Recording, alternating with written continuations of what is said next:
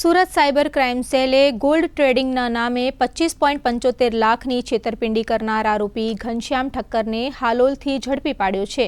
આરોપીએ NGGF gold નામની નકલી વેબસાઇટ બનાવી ફરિયાદી પાસે અલગ અલગ બેંક ખાતામાં નાણાં ટ્રાન્સફર કરાવ્યા હતા। તપાસમાં ખુલાસો થયો છે કે આરોપીના ખાતામાંથી દેશભરમાં કુલ 22 કેસોમાં 8.43 કરોડથી વધુનું ફ્રોડ આચરવામાં આવ્યું છે। હાલ પોલીસે આરોપીની ધરપકડ કરી અન્ય સાથીદારોની શોધખોળ અને વધુ તપાસ હાથ ધરી છે। NGGF ગોલ્ડ કંપની દ્વારા તમે અગર શેરમાં ગોલ્ડ ટ્રેડિંગમાં ઇન્વેસ્ટ કરશો તો તમને વધારો નફો મળશે એમ કહીને ફરિયાદી સાથે છેતરપિંડી કરવામાં આવી। એમની પાસેથી 25,75,000 રૂપિયા પડાવવામાં આવ્યું અને એમને કંઈક પણ વિડ્રોવલ અથવા તો રિટર્ન નથી આપવામાં આવ્યું અને એ રીતે ફરિયાદીને ખબર પડી કે એમની સાથે છેતરપિંડી થઈ ગઈ છે અને અહીંયા સાયબર સેલ સુરત શહેર ખાતે એમની ફરિયાદ નોંધવામાં આવી।